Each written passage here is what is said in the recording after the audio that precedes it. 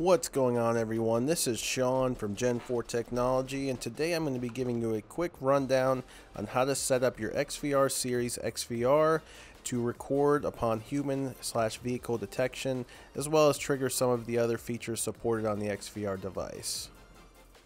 So let's go ahead and get into the configuration. If you're not in front of the device currently, let's go ahead and get in front of it. And we're going to go down to the main menu by selecting the bottom left corner tab extension and going to setup. Within setup, we're going to go ahead and go to the option labeled AI, and then make sure we're on the setup tab and we have selected the human and vehicle detection tab. Within this tab, you'll see two options, switch and set up. Initially, we're going to start by setting up, so go ahead and click this little gear icon here.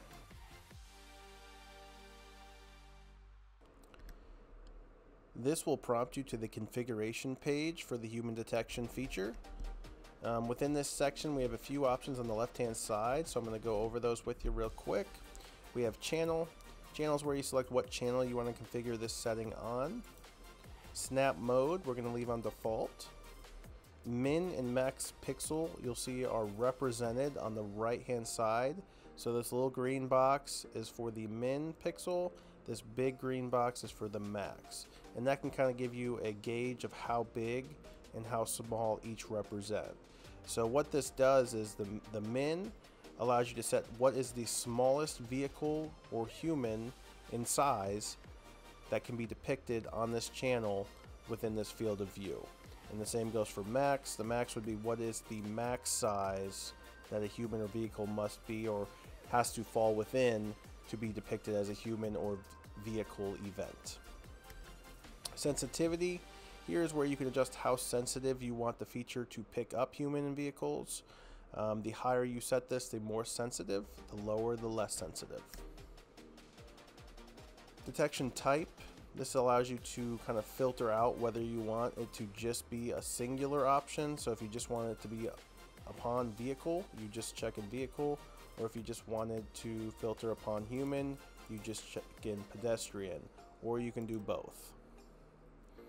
Detection mode, we're going to leave on static, and then detection range is set to full screen by default. That means the entire field of view is picking up humans or vehicles. If you want to be more specific, you can change this from full screen to customize, and this allows you to change this red box here to a specific area that you only want to pick up humans and vehicles. For this video, we're going to go ahead and leave it on full screen, but if you did want to customize, that's where you do it. Once you're done setting these all up, we're going to always go ahead and hit save. And then we're going to right click to go back one page. And then we always want to make sure this is where you actually turn the feature on. We want to make sure the switch option is checked in. If it's not checked in, make sure you check it in and hit apply in the bottom right corner. That wraps up the configuration side of things. Now we can move on how to set up the triggers, meaning what we want to happen when these events take place.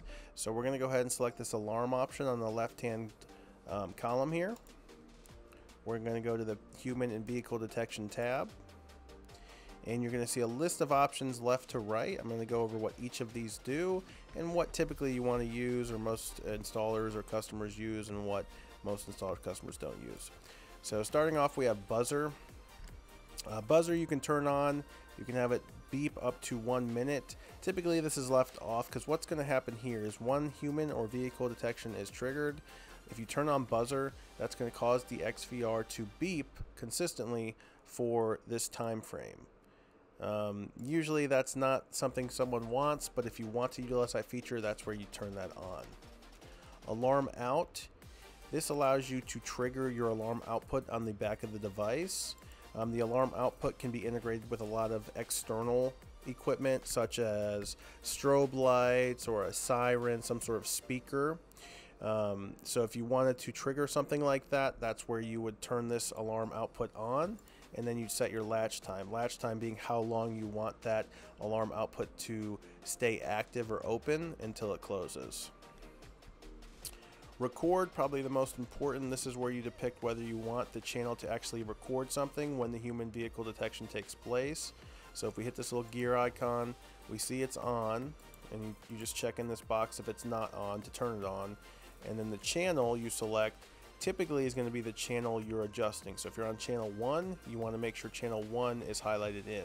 This means when a human/event takes place on channel 1, channel 1 is going to record. You can also add other channels to record if you want to, but typically in most situations you only want the channel that the event's taking place on to be recording. Post-record, that's just in regards to how long it records after the event is over. You can run that from anywhere from 30 seconds to 5 minutes. Show message, that just allows a message to pop up on the right hand side, and I'll show you that here shortly. It'll just pop up on the right hand side and let you know that that event's taking place. Send email, if you had email set up, which you can set up in the network settings, this would send an email to an email recipient within that email configured section to receive anything in regards to human detection for that channel. FTP, picture upload, and picture to cloud.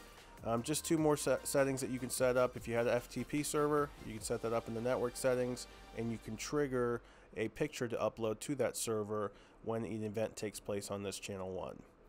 Picture to cloud, same thing. You sync up a cloud account via the device section. You'll see there's some cloud options there, and whenever an event takes place, it will upload a picture to that cloud account. Full screen, what that will do is when the event takes place, it will pull the live video stream full screen on your live display. Lastly is voice prompts, and that's where you can just trigger a voice prompt to occur when that event is triggered. That wraps up configuring the alarm section for your human and vehicle detection. Make sure if you haven't hit apply, go ahead and hit apply at the bottom right. And then we're going to right click back twice to the live view, and I'm going to show you a few ways you can use this feature via the live display. So the first way is going to be over here on this toolbar here. You'll see this is where that show message option comes into play. So whenever motor vehicles are triggered or humans are triggered, you'll see them on this right hand side, and you can simply hit this play icon and it will pull up that video clip from that time period. You can also go to playback, so search here, and you can filter by just the human and vehicle detection for that channel, and it will give you light blue bars for when these events take place. You know, as you can see, there's a lot of vehicles passing by on my demo here, so for a majority of this time we're going to have constant triggers taking place. That wraps up this video. Thank you for tuning in. If you have any questions, please leave them in the comments below. Give the video a like, subscribe to the channel for future content, and have a nice rest of your day.